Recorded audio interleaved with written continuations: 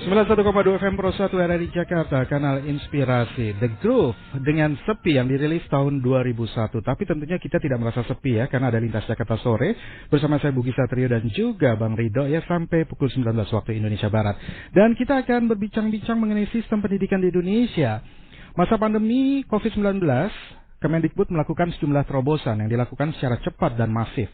Pandemi bukan penghalang bagi kita semua ya untuk terus melakukan terobosan dalam mencerdaskan kehidupan bangsa. Kemendikbud untuk pertama kali memberikan bantuan dana BOS afirmasi dan BOS kinerja untuk mengurangi dampak keterpurukan ekonomi sekolah negeri dan swasta.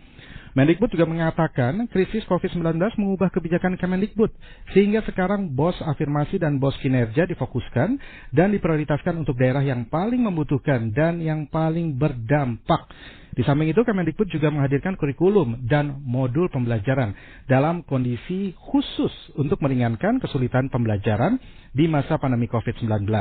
Modul pembelajaran ini mencakup uraian pembelajaran berbasis aktivitas untuk guru, orang tua, dan siswa. Juga ada episode 1 sampai 6 mengenai Merdeka Belajar apa sih, kemudian kenapa juga harus ujian nasional digantikan, kemudian juga apa sih capaiannya. Nah, ini kita akan berbincang-bincang langsung dengan seorang pakar yang sangat kompeten di bidangnya, pengamat pendidikan, Bapak Indra Haris Midiaji. Langsung saja kita sapa. Selamat sore Pak Indra. Selamat sore Lugi, apa kabar? Baik, Pak Indra, baik? Alhamdulillah sehat ya. Salam sehat semuanya. Pak Indra, ini gimana nih mengenai sistem pendidikan di Indonesia? Karena ini juga kan merupakan suatu pencerahan yang sangat dibutuhkan oleh para orang tua ya, dan juga mungkin mereka yang ingin melanjutkan sekolah lagi begitu. Karena sepertinya sistem pendidikan setiap tahun kadang-kadang berubah nih. Bagaimana nih Pak? Bukannya selalu berubah. Bukan kadang-kadang lagi ya, selalu berubah. Baik, nah ini bagaimana menurut Bapak?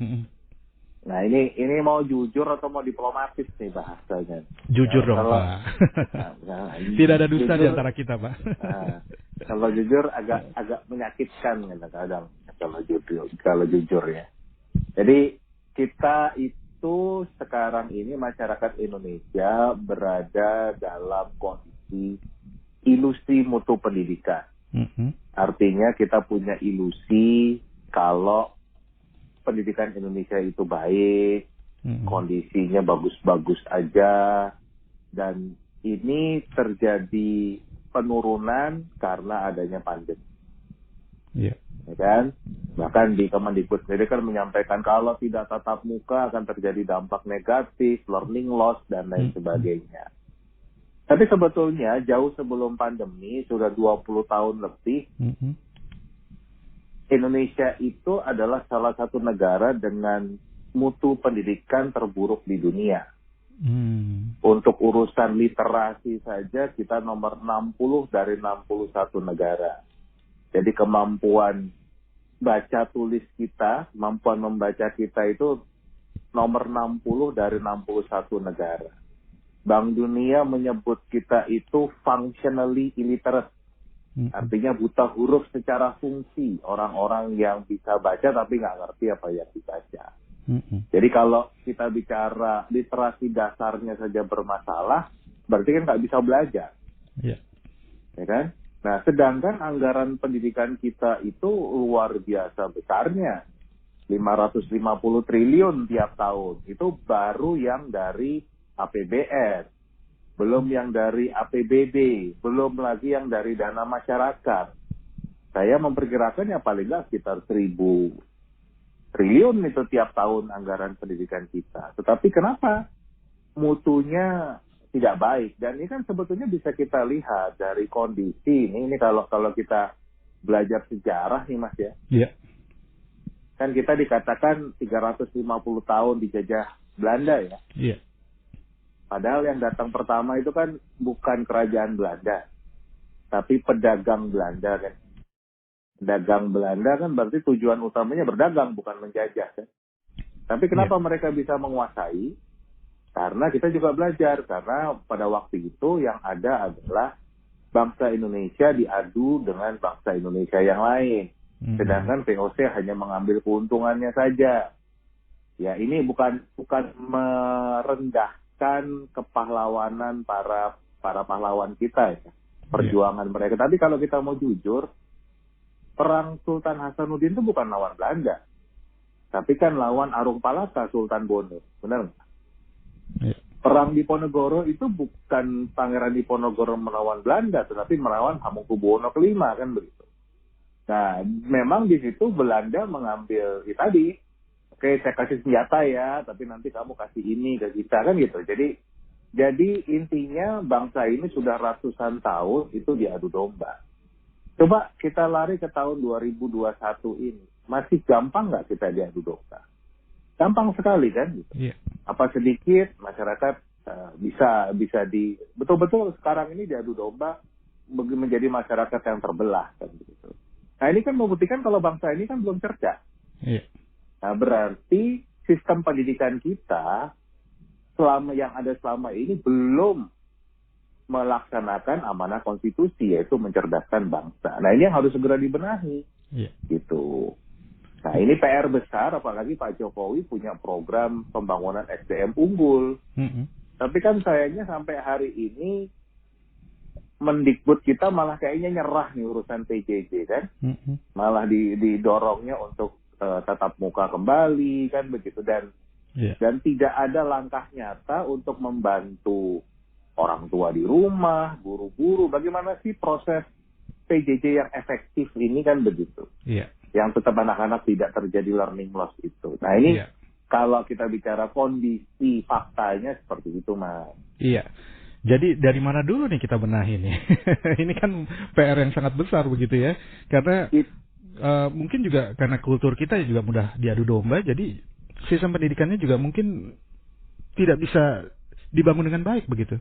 Ada terkaitan sedikit begitu ke arah situ.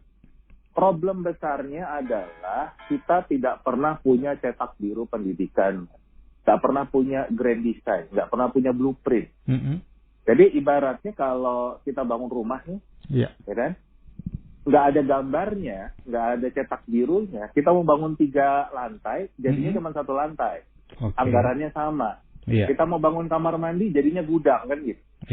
Nah itu yang terjadi dalam sistem pendidikan kita. Kita punya undang-undangnya, tetapi kita tidak punya cetak birunya. Kita nggak punya blueprintnya, yang mau dibangun itu seperti apa. Contoh aja lah gampang. Pak Presiden menyampaikan program fokusnya adalah pembangunan SDM unggul. Tetapi definisi SDM unggul yang seperti apa kan nggak pernah tersebut.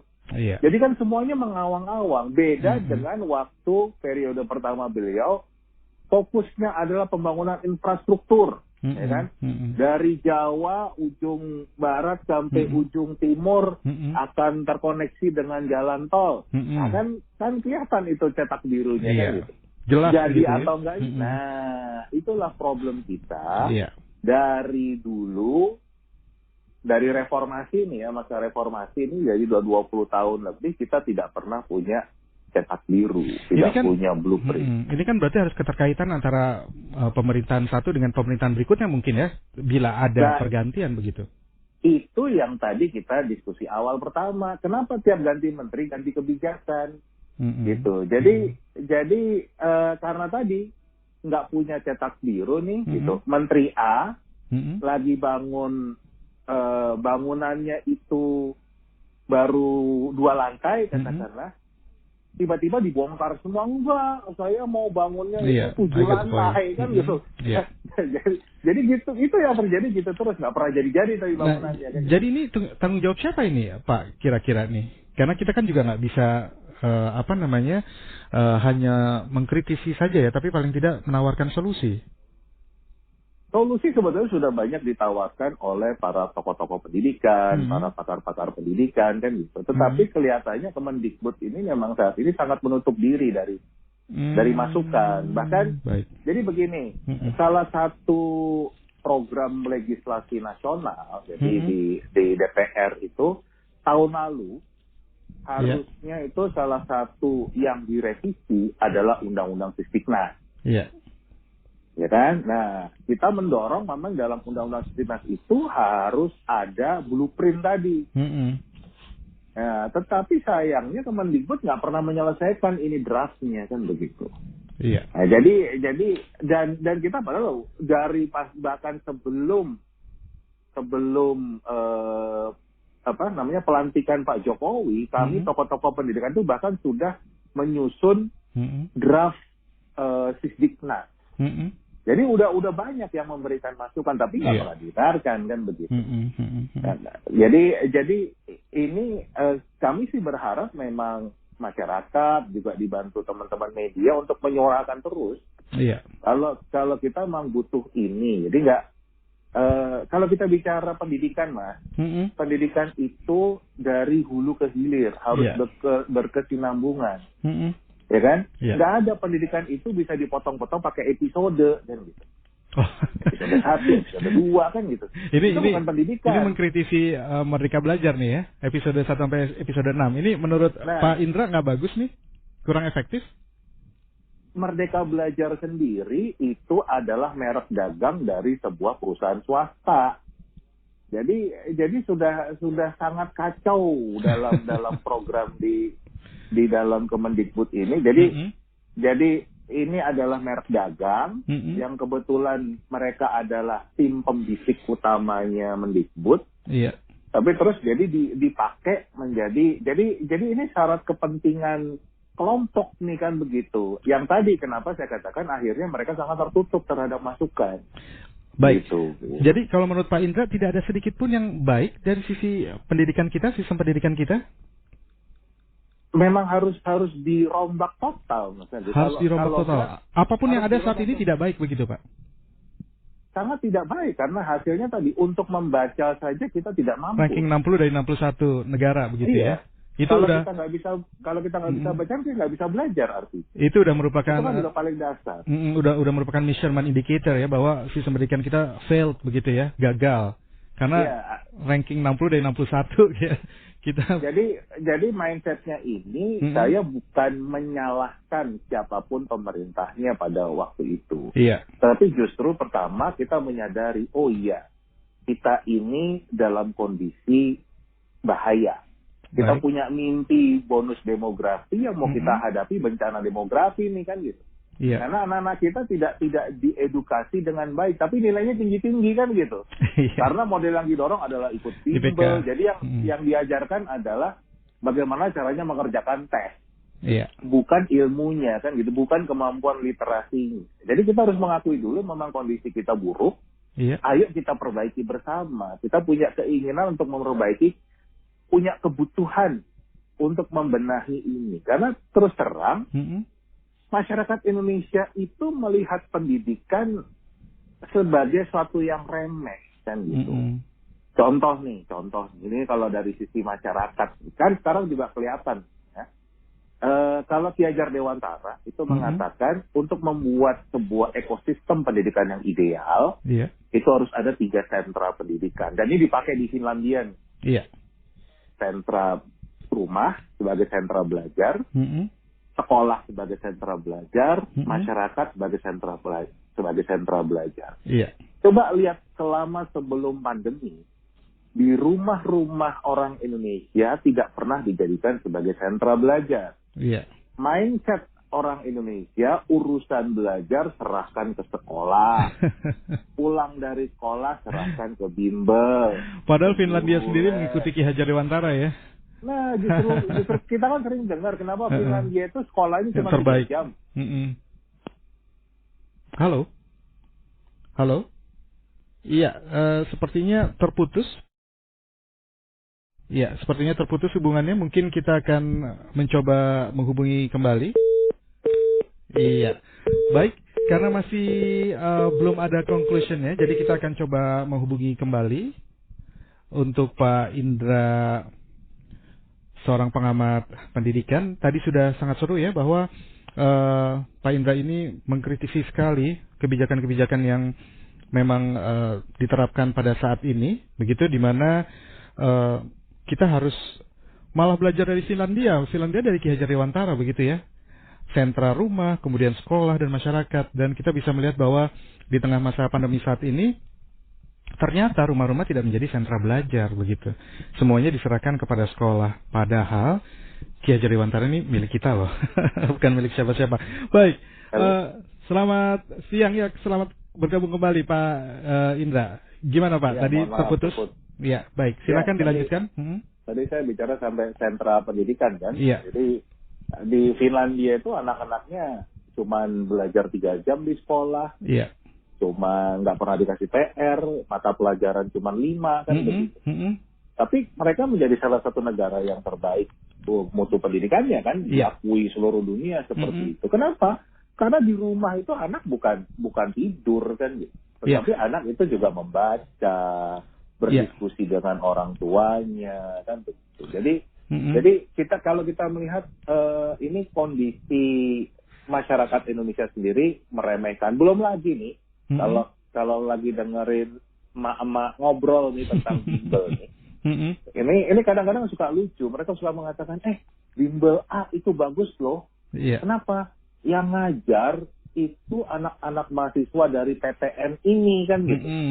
Nah itu kan berarti mereka beranggapan anak mahasiswa itu punya kemampuan lebih hebat daripada guru-guru di sekolahnya yang sudah punya gelar sarjanaan urusan pendidikan, ya kan, punya SPD, punya pengalaman, tetapi lebih hebat anak-anak yang bahkan lulus aja belum kan begitu. Ini kan udah satu hal yang sudah misunderstanding begitu ya. Nah kan belum Pak Indra, pemerintahnya kan. Pemerintah itu kan juga kita lihat dalam memilih pejabat. Coba kita lihat dinas pendidikan. Banyak kepala dinas pendidikan yang tadinya dari dinas pemakaman, dari Satpol PP, dari dinas pasar. Sekarang Mendikbudnya pun juga begitu kan gitu. Jadi menganggap remeh, menganggap kalau pendidikan ini bisa diurus oleh siapa aja. Itu yang mindset itu yang harus diubah. Tapi di sini kan juga ada nih Merdeka Belajar episode pertama. Kemendikbud menetapkan 4 program pokok kebijakan pendidikan. Di antaranya itu adalah penyederhanaan rencana pelaksanaan pembelajaran atau RPP. Dan ini sudah dikomentari juga di Pakem, Jawa Tengah ya. Kepala Sekolah SMP Negeri 2 ini mengatakan bahwa sebelumnya ada penyederhanaan RPP dan penggantian UN. Guru terbelenggu oleh banyaknya administrasi sebelumnya begitu ya. Dengan adanya penyederhanaan ini dan adanya penggantian UN, sehingga guru juga bisa fokus untuk hal-hal yang lain, tidak hanya fokus kepada pengetahuan kognitifnya. Ini bagaimana nih Pak? Ini sudah diakui oleh banyak guru bahwa ini berdampak bagus kok begitu. Ya itu kan ilusinya seperti itu. Ilusinya. Kan, kembali kan saya katakan ini ilusinya. Tetapi kan faktanya begini loh tadi. Episode pertama sampai yang terakhir itu baru yang terakhir ada naskah akademiknya. Iya. Jadi kan berarti yang lainnya, kalau belum ada naskah akademiknya, berarti belum ada kajian akademisnya. Berarti kita nggak tahu filosofi di belakangnya dari kebijakan ini apa, kan begitu. I get the point. Nah, jadi itulah yang kita katakan buat kami praktisi pendidikan, jadi menganggap programnya ini adalah merek, program ini adalah jargon, bukan sebuah program pendidikan yang memang berkesinambungan dari hulu ke hilir. Jadi cuman euforia orang-orang aja gitu, menterinya milenial ini keren, punya Merdeka Belajar, ini dibebaskan, ini faktanya nggak begitu juga kok kan begitu. Dan di teknisnya juga masih banyak kendala ya, ketika kita ada juga sekarang kan program baru kampus mengajar ya, yang juga disupport oleh para mahasiswa. Tapi ini juga teknisnya masih diperbincangkan juga. Baik Pak Indra, sesungguhnya nih kalau mau ngobrol sama Pak Indra mungkin sampai besok subuh nih nggak kelar-kelar ya. Ini sangat menarik ya. Ngomongin pendidikan mah ini luar biasa menarik dan memberikan pencerahan kepada kita. Nanti di jam 17.45 kita akan berbincang dengan Kepala Pusat Asesmen dan Pembelajaran Kemendikbud, Ibu Asrianti PhD. Mungkin ada pertanyaan yang ingin saya sampaikan, pertanyaan Bapak? Silakan. Ini ada hal yang sangat penting dan sangat mendasar sekali. Saat ini dengan dihapuskannya UN dan kemarin juga Mendikbud itu baru mengeluarkan surat edaran untuk penentuan kelulusan, penentuan kenaikan kelas itu ditentukan oleh masing-masing sekolah. Ini sekarang banyak daerah, pemerintah daerah tiba-tiba bikin ujian daerah sendiri.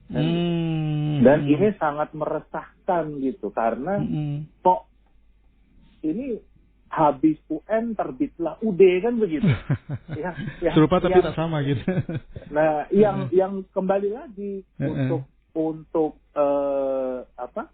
kualitasnya juga nggak jelas, ya kan? Kemudian tujuannya juga nggak jelas, kajian akademisnya nggak ada, tetapi bahkan beberapa kepala dinas mengatakan wajib daerah saya kalau lulus, untuk naik kelas harus melalui ujian daerah ini kan gitu. Menjadi misalkan indikator ya.